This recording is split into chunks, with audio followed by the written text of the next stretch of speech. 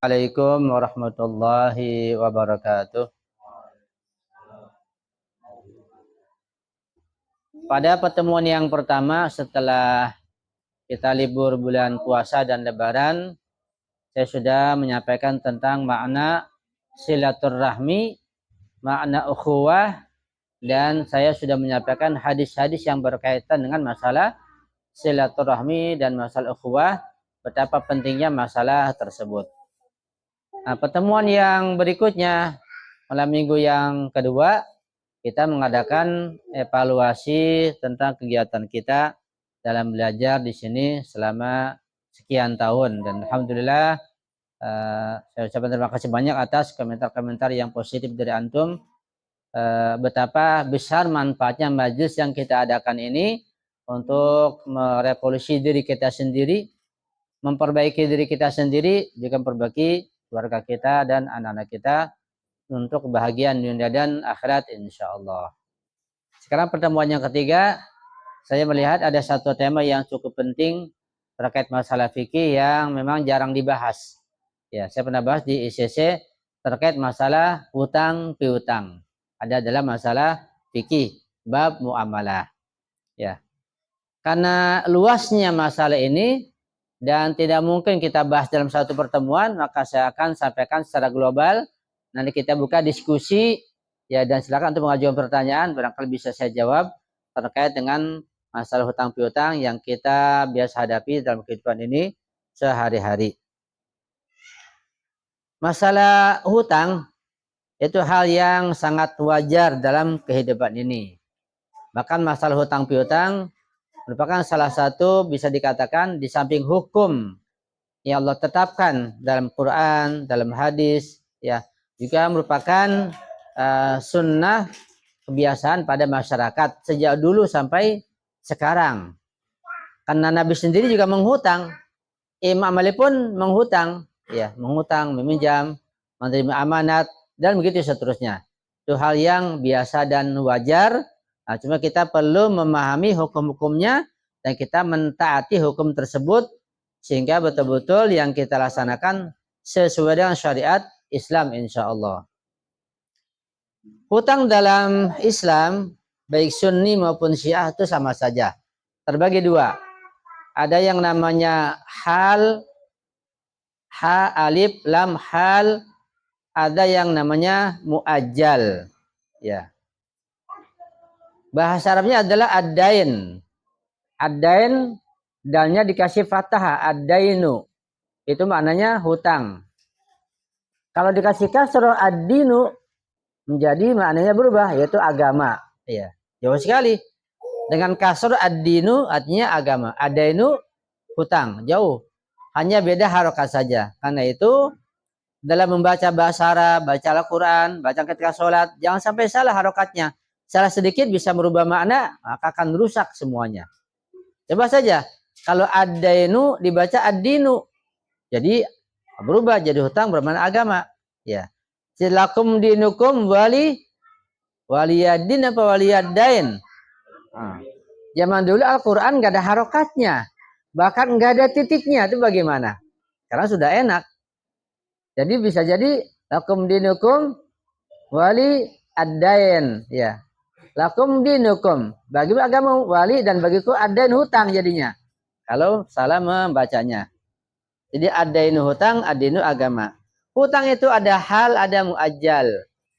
Hal artinya hutang itu tidak ditentukan tempo pembayarannya kapan. Nah, ketika seseorang memberikan hutangan atau pinjaman dan dia tidak menentukan dan tidak ada kesepakatan kapan harus dibayar, setelah berapa lama, maka berarti hutangnya itu hal. Kapan saja, karena nggak dicatat. Begitu. Yang muajjal itu berarti hutangnya dicatat, disepakati. Ya, antum pinjam uang atau menghutang beras begitu. Kapan mau dibayar? Oh, minggu depan. Misalnya, oh tanggal sekian. Pinjam uang setahun lagi, 2 tahun, berapa tahun, itu namanya muajjal, ditentukan waktunya. Jadi adain hutang, ada yang hal yang tidak ditentukan waktu pembayarannya, dan ada yang muajjal yang ditentukan dan disepakati kapan harus melunasinya. Jelas ya, insyaallah. Kemudian hutang itu kalau hal yang tidak ditentukan waktunya, maka orang yang memberikan hutang itu boleh menagih kapan saja sekiranya yang berhutang itu sudah dianggap punya kemampuan. Ya, kapan saja. Karena waktunya kan nggak ditentukan. Cuma si penagih ini yang memberikan hutang harus mengerti kondisi yang berhutang. Kalau kondisi lagi sulit, nggak punya uang, menganggur misalnya, atau ada yang sakit, keluarganya di rumah sakit, jangan ditagih.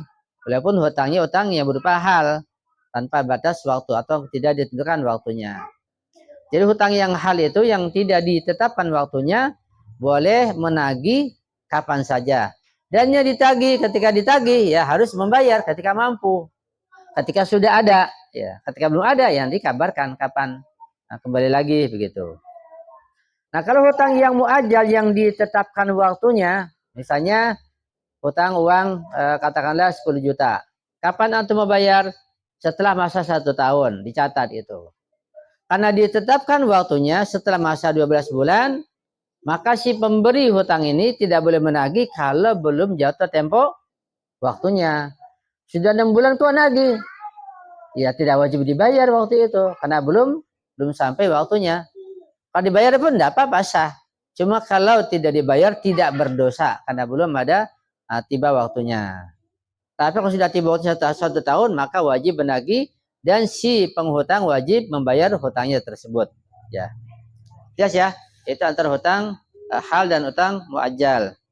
Hutang itu bisa ditahwil, bisa dialihkan. Ya, misalnya si A punya hutang sama B, katakanlah 1 juta. Ya, si B yang dihutangi, si B yang memberikan hutang, begitu. Si A punya hutang ke B, ya. Kemudian si C punya hutang sama A, begitu. 1 juta juga sama. Maka ketika ada kesepakatan antara A, B dan C, bisa dialihkan hutang si A dialihkan ke C. Sehingga si B kalau mau nagih, nagihnya ke C, begitu, bukan ke A lagi. Namanya tahwil dialihkan. Tapi dengan kesepakatan, ya. Paham ya? Ya. Misalnya katakanlah Pak Udin punya hutang ke Pak Rahmat 1 juta. Ini contoh yang jelas. Pak Udin punya hutang dan Pak Rahmat 1 juta. Ya. Yang berhutang siapa di sini? Pak Udin punya hutang 1 juta pada Pak Rahmat. Pak Rahmat yang memberikan hutang, begitu. Tapi Pak Yono punya hutang juga ke siapa? Ke Pak Udin 1 juta. Ya. Dan Pak Udin belum bisa bayar kecuali kalau Pak Yono sudah bayar ke Pak Udin, baru ke Pak Rahmat. Kan jadinya namanya bergantung begitu. Udah dialihkan saja dengan kesepakatan sudah Pak Rahmat. Ya. Hutang antum 1 juta Anda alihkan ke Pak Yono. Pak Yono juga setuju. Jadi Pak Rahmat tidak menaik lagi ke Pak Udin tapi ke Pak Yono. Pak Udin bebas sudah begitu. Namanya tahwil, itu hukumnya boleh. Tapi dengan kesepakatan, dengan baik-baik. Paham ya, jelas ya? Tahwiludain, mengalihkan hutang. Masalah hutang harus bersih dari riba. Ya. Di Al-Quran Al-Karim, di hadis-hadis, banyak ayat-ayat yang menganjurkan untuk tolong-menolong dengan memberikan hutang. Banyak ayatnya. Kita nggak bisa bahas tafsir, sangat banyak sekali. Dan juga besar apa namanya di samping pahalanya, ya juga besar janji Allah dalam Al-Quran terkait masalah orang yang memberikan hutang, ya. Karena membantu orang yang kesulitan. Tetapi hutang di sini harus bersih dari riba. Artinya tanpa syarat apapun. Karena hutang, ketika pemberi hutang memberikan syarat, sekecil apapun syaratnya, walaupun syaratnya bukan berupa uang tambahan, namanya riba, begitu. Ya. Misalnya Bang Marhali mau minjam uang ke Pak Rahmat, ya. Antum minjam uang, iya. Berapa? 500.000 lagi perlu begitu. Kata Pak Rahmat, ya dengan syarat. Apa syaratnya? Ya, cuci piring dulu begitu. Kalau cuci piring dia akan kasih, ini syaratnya. Ini riba, ini dosa besar. Ya. Walaupun syaratnya cuci piring, mau syarat cuci piring atau nyapu atau syaratnya ada kelebihan, jelas. Dengan syarat antum bayar 550.000. tambahnya 50.000 setelah 1 minggu, ini namanya riba. Itu hukumnya haram. Jadi hutang dengan memberikan syarat apapun hukumnya riba dan haram. Itu tidak boleh. Dan dosa besar. Dan paling kecilnya riba di hadis Sunni Syiah sama saja seperti seorang anak menzinai ibunya sendiri. Na'udzubillahi min dzalik. Paling kecilnya riba. Nah, kita di Indonesia riba merebak ke semua tempat. Dan dengan bentuk yang bermacam-macam. Kayak gadai mengandung riba. Kalau gadai nggak ada ribanya, ya nggak laku. Kan tertulis 5%, berapa persen kan ada ini bunganya berapa persen. Itu jelas riba. Kalau nggak ada riba, nggak ada laku. Nah, ketika gadai dengan riba merebak ke semua lapisan masyarakat. Di mana-mana ada gadai. Gede-gede lagi tulisannya. Ya enggak? Nah, mereka sangat untung. Nah, memang gadai dalam Islam bagaimana? Gadai dalam Islam itu sebagai jaminan tanpa bunga. Ya. Misalnya katakanlah Bagas minjem uang 10 juta ke saya. Saya minta jaminan. Antum jual 10 juta. Apa jaminan antum? Ini Ustaz, ada motor. Nah, namanya menggadaikan motor sebagai jaminan karena minjem hutang atau minjem uang 10 juta begitu. Nanti kalau dalam tempo berapa lama? Setelah masa katakanlah 5 bulan saya bayar. Ya. Ketika Bagas bayar hutangnya 10 juta, ya motor ambil kembalikan. Selesai sudah. Itu namanya gadai. Tapi ketika waktunya ditentukan nggak bisa bayar, nah maka motor dijual. Motor jual, laku berapa? Oh, laku 12 juta. Bagas hutang berapa juta? 10 juta. Ya. Lebih berapa? 2 juta. 10 juta ambil, 2 juta kembalikan. Itu gadai. Jadi nggak ada apa-apa. Yang ada pahala dari Allah dan keberkahan. Sekarang gadai, Masya Allah, luar biasa. Presentasinya, bunganya. Itu bukan lagi Islam, tapi banyak yang sudah keluar dari ajaran Islam. Dan riba merebak ke mana-mana. Itu diharamkan. Jadi hutang itu pinjaman harus bebas dari kelebihan, dari syarat apapun yang namanya riba. Sekalipun itu berupa perintah. Sekecil apapun namanya riba. Ya, itu diharamkan.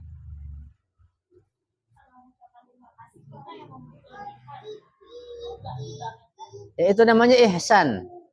Ya, ihsan itu harus sepenuhnya ikhlas dari kedua belah pihak. Itu dianjurkan. Dan pahalanya sangat besar sekali. Itu namanya orang minjam uang tahu diri begitu, tahu jasa orang. Ya, setelah minjam ya dikasih berapa gitu. Ya, tapi si peminjam jangan mengharapkan apa-apa. Sekalipun dia nggak ucapkan, nggak dia mengharapkan dalam hatinya itu nggak baik. Kalau dia ucapkan dengan syarat namanya riba. Ketika nggak diucapkan ada harapan, ya itu juga nggak baik. Ya, karena dia mengharapkan nanti akan dikasih. Ya, itu tanda-tanda orang yang rakus, yang tamak. Berharap dalam hatinya. Kalau diucapkan, di samping juga berdosa, riba, dan tamak betulan. Lagi setelah dikasih, oh ternyata minjem uang 10 juta, ada tambah 1 juta. Nanti minjem lagi, dikasih lagi begitu. Dan yang memberi pun, jangan dengan niat supaya nanti minjem lagi, dikasih lagi. Enggak ada niat begitu. Kalau ada niat begitu, ada unsur ribanya juga. Jadi enggak baik, walaupun sah, tetap tidak baik. Harus ikhlas betul-betul, tidak mengharapkan nanti bisa minjem lagi. Ya, supaya dipermudah, dan yang berikan pun tidak niat untuk dapat lagi, nanti diberikan pinjaman lagi. Itu tidak apa-apa seperti itu. Ya.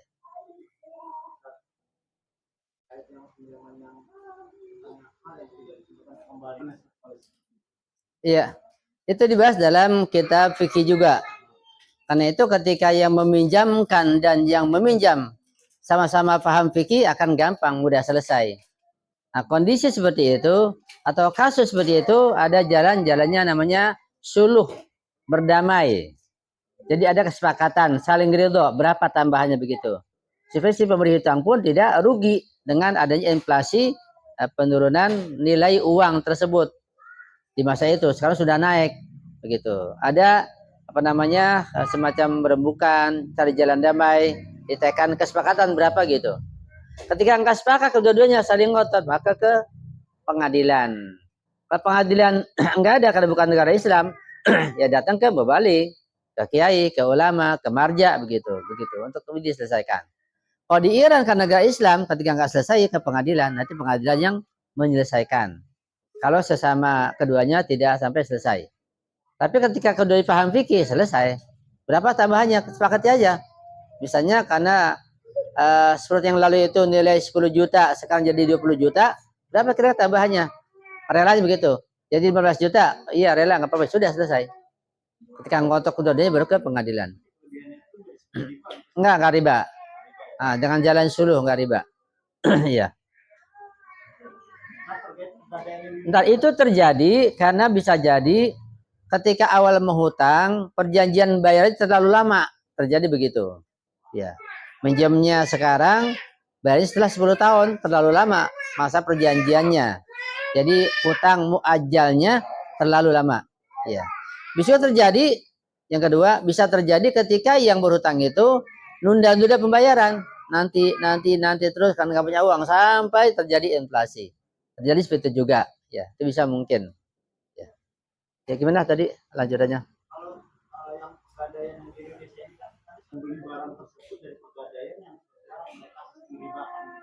Ya, kalau itu terkait masalah hukum jual beli antara antum dengan mereka masalah nggak ada yang nggak ada hubungan. Iya, ketika antum jual belinya sah dengan hukum Islam sah tertentu ya sah, nggak ada masalah. Mereka urusan mereka, nggak ada hubungannya, nggak ada masalah. Jadi membeli barang dari orang yang menggadaikan atau mereka menjual barang gadaian, antum beli nggak apa-apa, boleh, nggak ada masalah. Iya, boleh, nggak ada masalah, boleh.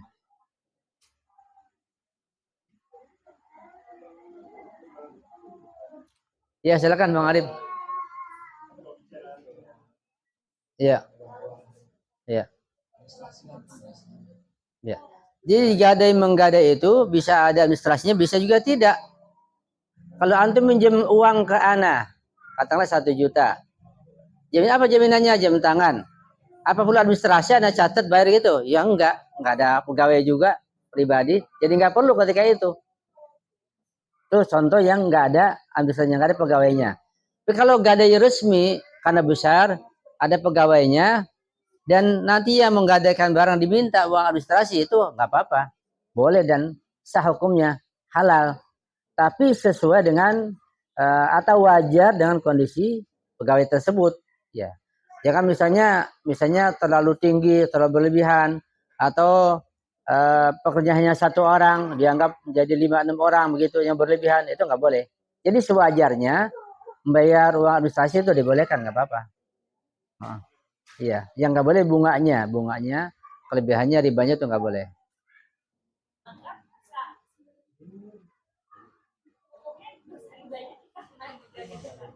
Pada kondisi terpaksa dan betul-betul terpaksa untuk kebutuhan misalnya rumah tangga, makan minum, bayar kontrakan, atau rumah sakit, atau kebutuhan tambah modal, apa saja. Ketika sudah cari dari tempat lain nggak dapat atau nggak mungkin dapat, akan kita perlu uang tersebut, terpaksa pinjam ke bank ada ribanya, maka solusinya menurut Rahbar, ketika ada bunganya dan ketika bayar bunga jangan diniati bayar bunga. Jangan diniati bayar ribanya, tapi niati hadiah. Pada kondisi terdesak atau terpaksa. Misalnya pinjam uang di bank, katakanlah berapa? 50 juta pinjam. Dalam tempo berapa lama? Dalam tempo misalnya 3 tahun, 4 tahun begitu. Yang pinjam 50 juta setelah lama 3 tahun menjadi berapa? Jadi misalnya 55 juta. Kan ribanya 5 juta berarti kan? Nah 5 jutanya itu niati jangan bayar riba, tapi niati ngasih hadiah. Itu nggak apa-apa. Itu dimaaf dan dibolehkan. Tapi dengan catatan terpaksa nggak ada jalan lain dan niatnya seperti itu. Jangan diniati bayar riba atau bunga, tapi niati ngasih hadiah di hati bukan diucapkan. Jadi yang ngambil pasti diambil. Kita niat kita ketika bayar kelebihan itu baik dalam angsuran maupun ketika sekaligus jangan diniati bayar bunga. Niati bayar hadiah atau ngasih hadiah di dalam hati. Itu solusinya. Jadi tidak terkena dosa riba. Ya, dalam fikih Ahlul Bait seperti juga fikih NU Ahli Sunnah, beda dengan Wahabi, beli barang dengan kredit dan lebih mahal itu dibolehkan, nggak apa-apa. Misalnya beli panci, beli kontan katakanlah 50.000, 100.000. Kalau hutang jadi 200.000 dalam tempo sebulan misalnya, ya itu dibolehkan. Jadi nggak termasuk riba. Membeli dengan mencicil, dengan mengangsur dalam tempo sekian lamanya itu dibolehkan. Ya, dan tidak termasuk riba. Iya. Kalau dianggap tadi sebagai tabungan, nanti yang nabung sudah setahun dia terkena humus. Ya. Misal katakanlah arisan ada 15 orang begitu. Tiap bulan arisannya. Bulan pertama si A dapat. Pertama nggak ada humusnya. Bulan kedua, ketiga, keempat. Sampai semasa setahun bulan ke-12 ya. Pak Rahmat yang dapat. Kan berarti dari awal sudah setahun. Dapat 1 juta. Nah, maka humusnya 200.000. Ya. Karena arisan dianggap sebagai tabungan. Tabungan yang akan dikembalikan. Ya. Apa tuh? Saham. Saham tergantung saham dalam apa. Kalau saham dalam pembuatan bir ya haram, dosa. Yang penting dalam bergerak dalam usaha apa saham itu.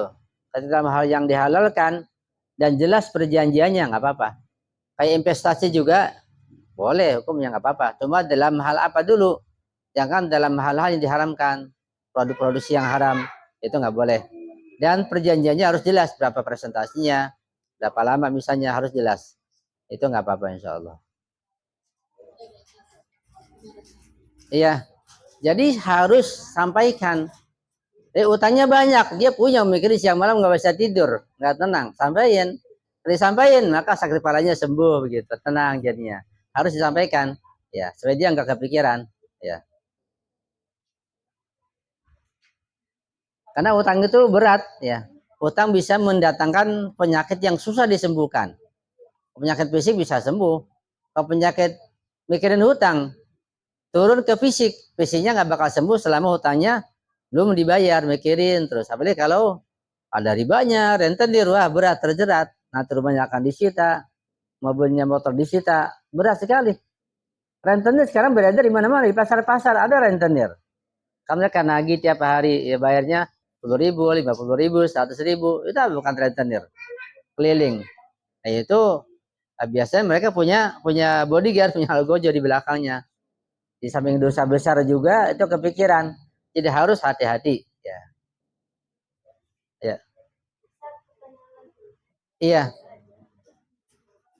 Kalau memang yang punya, iya. Kalau memang yang punya hutang itu dia sudah kelihatan mampu, kehidupannya cukup, tapi dia bandel nggak mau membayarnya, ya tetap harus ditagih. Ketika dibersikeras nggak mau membayar hutang, memang niatnya zalim, niatnya jahat. Bahkan sampai dibolehkan barangnya diambil karena dia nggak mau bayar hutang. Atau kalau misalnya ibu sebagai pedagang, punya toko, punya warung gitu. Ini dia datang nih yang punya hutang. Ketahuan nih dia nggak bayar hutangnya nih. Ya. Maka supaya hutangnya berkurang, jual ke orang itu dimahalin nggak apa-apa. Nantinya harganya 50.000 jadi 60.000 gitu. Untuk biar hutangnya berkurang 10.000. Ya. Atau kembalian dikurangin, dicuri. Boleh. Pada kondisi orang yang seperti itu. Yang kelihatan niatnya memang berniat zalim, tidak mau bayar hutang. Nah, harta sebagian hartanya diambil pun nggak apa-apa. Ya. Dibolehkan. Itu sama seperti misalnya seorang suami yang pelit misalnya. Uangnya ada, uangnya banyak, gaji cukup, tapi ngasih ke istri katakanlah mepet gitu, kurang terus. Ya. Kalau memang begitu biasanya, maka si istri boleh ngambil uang suaminya tanpa izin. Tapi dikit aja, jangan macam-macam, seukuran yang diperlukan. Gitu. Iya. Kalau ada yang begitu, tapi insya Allah di sini nggak ada ya. Iya. Apa tuh? Kredit. Kartu kredit. Ya. Ketika ada bunganya, jelas haram. Biasanya kartu kredit ada bunganya, bahkan mengikat dan menjerat. Harus hati-hati. Ya. Kalau nggak ada bunganya, mungkin terkadang ada juga yang tanpa bunga ya. Ada juga, saya dengar itu. Kalau tanpa bunga nggak apa-apa, itu membantu. Tapi ada bunganya jangan, karena termasuk haram. Jadi singkatnya apa hukum bekerja di satu instansi yang berkaitan dengan katakanlah masalah bunga atau apa namanya hutang piutang yang ada ribanya. Ya. Hukumnya haram. Baik yang mencatatnya atau yang mempromosikannya atau yang mengecek ulang misalnya, dan semua itu berkaitan haram, berdosa, dan gajinya tidak halal. Jadi memakan gaji yang tidak halal. Harus berhenti. Kalau di instansi yang halal dibolehkan. Misalnya di satu bank, dan bank itu tidak semuanya haram kan, yang haramnya bagian peminjam bank itu. Tapi di bagian yang lain ya halal, maka gajinya pun halal, nggak ada masalah. Kalau campur bagaimana? Kalau campur berarti presentasi. Dia harus menghitung berapa gaji yang haram, harus dia pisahkan. Betul, orang kerja di restoran, ya ada yang halal semuanya kerjanya, ada yang haram semuanya, ada yang campur. Misalnya yang halal kerjanya, misalnya dia memasak hal-hal yang dihalalkan, ya masakannya halal, gajinya halal, semua halal. Kalau dia tugasnya hanya masak daging anjing, babi, ya gajinya semua haram. Tapi ada yang bercampur, dia melayani, misalnya melayani yang makannya halal juga, melayani makannya haram juga, melayani minuman bir juga, kan kecampur gajinya. Dia harus hitung, yang haram ini berapa kira-kira, gajinya dia potong, yang haram ini dia sedekahkan atau dia berikan kepada marja gitu. Jadi yang haram tetap haram, harus diperhitungkan.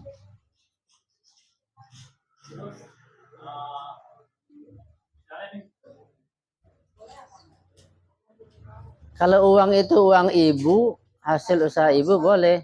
Kalau uang dari suami dan untuk nafkah keluarga harus izin dulu, tanpa izin nggak boleh.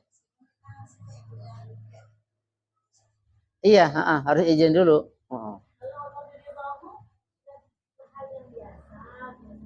Itu lain lagi. Kalau suaminya baik gitu, nggak bakal marah, ya dikasih uang banyak untuk apapun dibebaskan, atau ada ucapan terserah anti untuk apa saja gitu, itu udah ada pernyataan gitu nggak apa-apa, tanpa izin juga. Lihat kondisi suami, ya. Tapi pada dasarnya harus izin dulu kalau hal seperti itu akan dilaksanakan. Yang pertama, meminjam atau menghutang kepada siapapun, sekalipun kepada orang non muslim, tetap wajib dibayar. Itu namanya hakun nas, hak manusia yang wajib dilunasi. Ketika tidak dilunasi sampai ke akhirat, ada persidangan di sana berat. Nanti amal ibadah kita diberikan pada orang itu, orang non muslim. Dosa dia dipindahkan, iya, sekalipun non muslim. Namanya hutang, wajib dibayar. Bahkan juga tindak kezaliman yang bukan pada haknya akan dituntut di akhirat. Apalagi hutang, wajib dibayar. Hutang bentuk apapun, ya harus dibayar.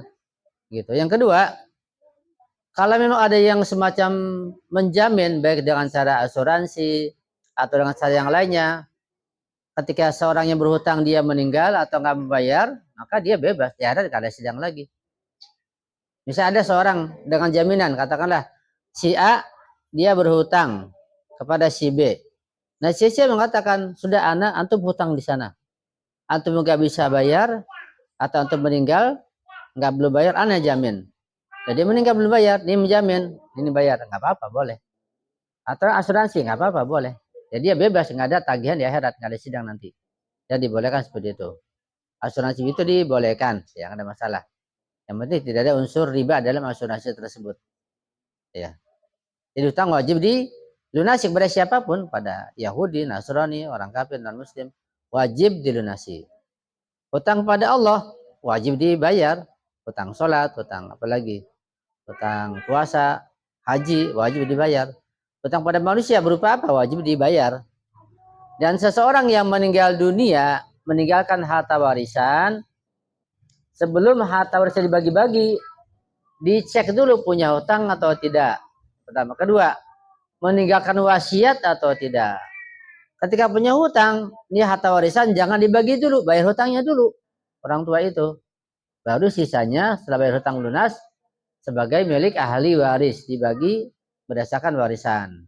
Atau ada wasiatnya, misalnya hartanya banyak, dia berwasiat pada seseorang, pada seorang anaknya, atau ditulis bahwa dia berwasiat, kalau aku meninggal tolong bangun masjid misalnya. Maka jalankan dulu wasiatnya, hutangnya diberesin, wasiat dijalankan, tapi wasiatnya itu tidak boleh lebih dari sepertiga hartanya, nggak boleh lebih, hanya sepertiga saja. Sisanya baru ahli waris membagi-bagikannya. Itu kalau harta warisan bagi orang yang meninggal dunia. Ya. Karena itu harta warisan orang yang meninggal dunia sebelum dibagikan nggak boleh dimiliki oleh orang lain. Atau untuk penggunaan acara tahlilan, acara selamatan, acara apa saja, Kalau menggunakan harta milik si jenazah si mayat, nggak boleh haram. Yang hadir datang makan hukumnya haram. Nggak boleh. Kecuali dengan kesepakatan semua ahli waris. Begitu. Karena itu ketika acara tahlilan, acara selamatan, acara apalah, harus dari uang ahli waris. Jangan uang warisan ayahnya. Uang anak-anaknya itu. Atau dari sumbangan orang lain sedekah. Itu halal. Kalau uang dari yang meninggal dan belum dibagikan, masih milik ahli waris dan belum ada kesepakatan, maka hukumnya haram digunakan. Yang datang ke situ hukumnya haram memakan sesuatu. Iya, iya. Kita kira-kira aja. Ya, kira-kira gimana nih? Kita tahu kehidupan dia atau tahu kondisi anaknya misalnya. Oh dari ini. Oh ada uang, ada apa uang selawatan misalnya? Nggak apa-apa. Ya. Secara fikih boleh. Kalau mau hati-hati, ya kayak saya bejat. Mental dulu, ya. Berat memang. Siapkan mental dulu. Kalau sudah sangat jelas itu syubhat, betul kuat syubhatnya, menurut antum, maka tinggalkan. Wajib meninggalkan.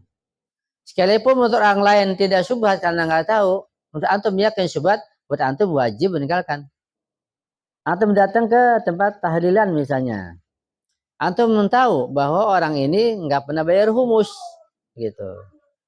Dia orang bayar humus dan orang kata orang ahli bait. Tahu ada hartanya lebih, tapi antum yakin tahu dia nggak pernah bayar humus dari hartanya itu, dari gajinya itu, atau dari hasil usahanya. Dan dia suguhkan untuk tamu-tamu. Antum tahu, yang lain nggak tahu, yang lain nggak makan. Antum yang tahu, subhat ya jangan makan. Buat antum yang tahu. Atau orang kerjanya di sesuatu yang haram, yang lain nggak tahu ya makan di situ. Antum yang tahu, ini sangat subhat ya tinggalkan. Kesalahan seperti itu, ya. Ya karena bank itu mengandung ribawi, beli sahamnya pun nggak boleh saham ribawi. Kecuali bank di Iran lain lagi. Hanya pengusahaan bank yang ada di Iran. Nah, itu pun mengikuti aturan-aturan pemerintah Iran. Ada undang-undangnya yang tidak berlaku untuk negara yang lain. Ya. Misalnya kita punya utang nih, katakanlah dengan bank A. Bank A itu bangkrut. Udah mau bayar itu udah nggak itu kemana nggak tahu. Itu bagaimana Ustaz? Mau harus dicari kemana harus bayar utang, dilacak begitu. Ketika nggak ketemu, betul-betul sudah putus asa, maka disedekahkan. Ya. Utang itu disedekahkan dengan niat pahalanya untuk orang yang menghutangi itu. Walaupun dengan lembaga. Iya, walaupun lembaga. Ya.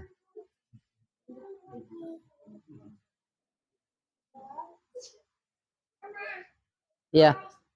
Gadai yang kedua itu kalau dengan cara yang halal nggak ada ribanya dibolehkan, nggak apa-apa. Kalau ada ribanya nggak boleh. Jadi gadai pertama dan kedua harus tidak ada ribanya yang wajar. Nah itu dari gadai yang kedua itu ya untuk menutupi hutang yang pertama itu nggak apa-apa. Nah catatan tidak ada ribanya. Sedangkan di buku itu hukum-hukumnya bagaimana? Iya tetap. Peminjam dan iya si pemberian yang memberikan pinjaman tetap wajib menagih kepada yang menghutang. Dan lihat kondisi yang menghutang ketika mampu, jadi itu kok ditanyakan. Ketika nggak mampu ya ditunda, diajukan ditunda sampai dia mampu. Ketika sudah mampu, jelas mampu dan bisa bayar, nggak bayar juga ya ke pengadilan, lapor ke pengadilan untuk diadili. Kalau ada keuntungan yang belum tiba pembayaran khumusnya, keuntungan itu bisa digunakan untuk bayar hutang. Tapi kalau sudah jatuh tempo bayar khumus, tidak boleh bayar hutang dulu, harus bayar khumus dulu baru bayar hutang. Misalnya begini katakanlah uang tabungan lah, uang menabung, ya. Setelah berjalan tabungan dapat 6 bulan, 7 bulan, kan belum setahun. Diambil buat bayar hutang, maka nggak ada humus dari uang tabungan ini. Karena uang ini ditabung belum sampai 1 tahun. Nah, kalau menabung sebulan, 2 bulan sampai masa 12 bulan, setahun. Ya, jatuh tempo bayaran humus kan setahun. Apakah boleh bayar hutang dulu? Nggak boleh. Bayar humus dulu baru bayar hutang. Ya. Iya, walaupun kondisi sangat sulit. Nanti lapor ke yang menerima humus.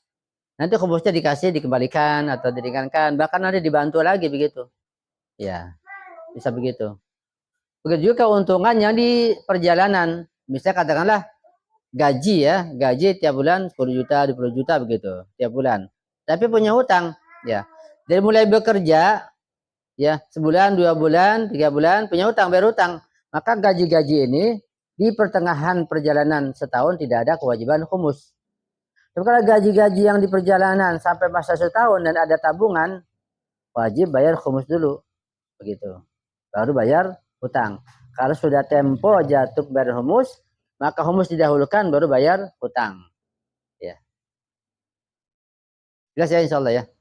Ya.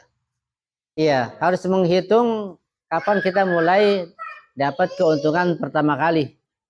Kalau humus toko misalnya, itu ke awal pertama kita menjual. Awal buka toko, awal menjual, dihitung dari situ. Dari situ sampai masa setahun baru kena humusnya. Pas menjelang akhir tahun nanti dihitung modal dulu berapa ya. Barang ini ada berapa yang diuangkan. Uang di kotak ada berapa, orang yang hutang berapa tuh dihitung.